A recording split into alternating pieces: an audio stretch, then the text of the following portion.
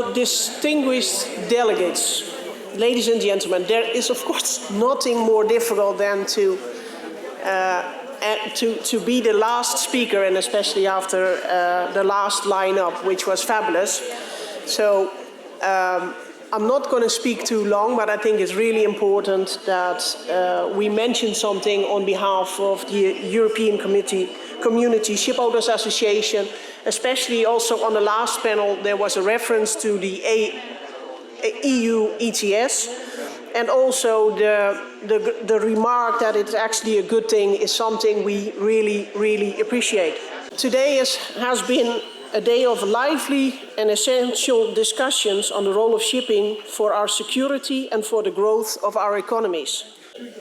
The first panels were talking about the geopolitical threats, disruptions, impacts, and the impact for some of our segments. So I think many Greek ship owners were quite honest and straightforward in saying, for us, the disruptions meant we made a good deal.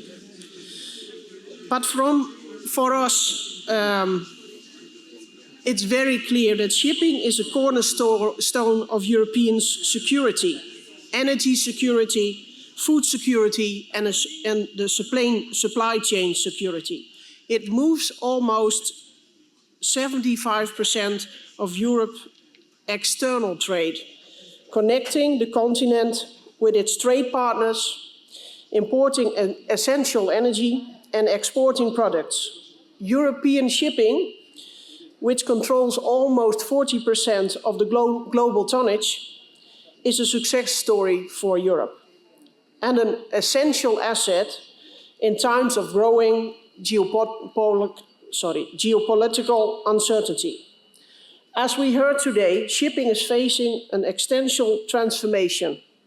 We face ambitious decarbonization targets at European levels, and as European ship owners, we are committed, which was confirmed just on the panel just now, to contribute to the EU climate target for the continent to become the first carbon neutral continent by 2050. At the same time, what I heard today is that it's also very important that we are aligned with the IMO. And I think it's very clear that the IMO, with their statements, also from minute one said it's actually good that Europe takes the forefront. And we are committed, once we have everything in place, that we will be aligned. So the aim, and I'm not sure if I should say this, Annette, but I think it was a Dutch gentleman called Mr. Timmermans who actually said, okay, if the IMO takes the next step, then Europe should be the one not invoicing double, so to say.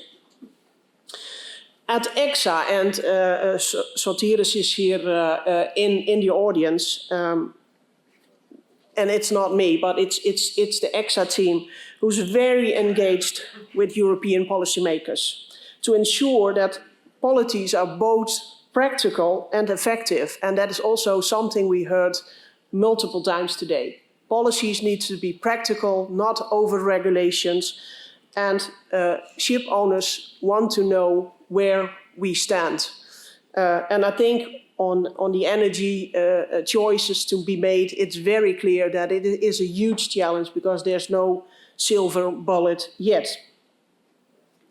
So at ECSA, we welcome the historic agreement reached last year at IMO. Shipping is the only sector of the economy to have a net zero target by 2050, which matches the EU climate target, as I just mentioned. We are not only leading the way in green investments, but also serve as a cornerstone for Europe's energy and supply chain. A green industrial development becomes a pressing political priority. This sector's role is therefore increasingly critical. We also believe that this green transition offers us a unique opportunity to invest in the production of clean fuels and advanced technologies for shipping, to retain and enhance our leadership. The recently adopted Net Zero Industry Act recognizes sustainable shipping fuel as a net zero technology and established a benchmark for the production in Europe of 40% of the volume needed to reach our climate targets. Also, the European member states have recently called for a maritime industrial strategy addressing the industry's competitiveness. And with this maritime industrial strategy and all the other things we are doing, it's very clear that we need all hands on deck. So it's not only the ship owners, it's the manufacturers, it's the shipbuilders, it's the engine builders, and just like in the recent panel, also the big industry players. Achieving our green targets will require an immense investment, and the staggering figure which buzzes around is around 500 billion annually actually, in order to achieve its objective, which 1/3 is expected from the public sources. Securing adequate access to finance poses, I would say, our major challenge. And therefore, our call mainly has been that we need to have sufficient access to finance within Europe. We must also efficiently mobilize available public funds, such as the EU ETS revenues, and at the national level to move the energy transition forward. And I'm very happy because I was also, during the day, looking at several speeches, and for me there were two panels which were the highlight of the day. Of course, the last one, that was a very obvious one. But the other one, for me, was taking Greek shipping into the next chapter, because it was about the next generation taking over the companies, and it's about humans. And I myself am not a generation of ship owners.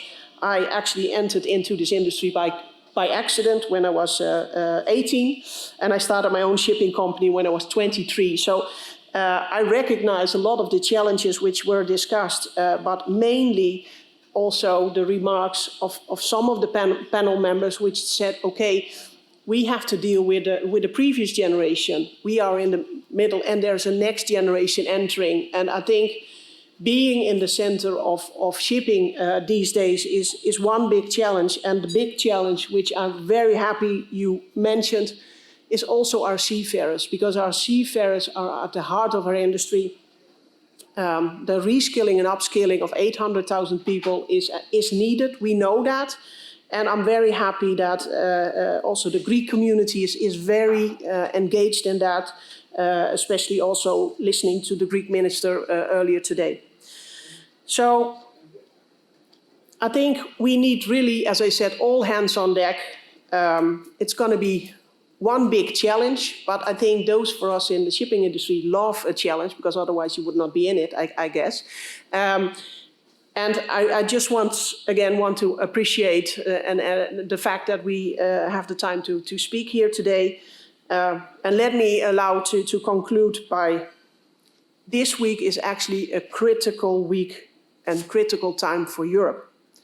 The European elections are taking place all over Europe this week. And as new politicians take their seats, we will face new political realities, new coalitions, new priorities. We believe that a competitive shipping industry has a key role to play in the security of our continent, in its growth, and in its climate ambitions. Thank you.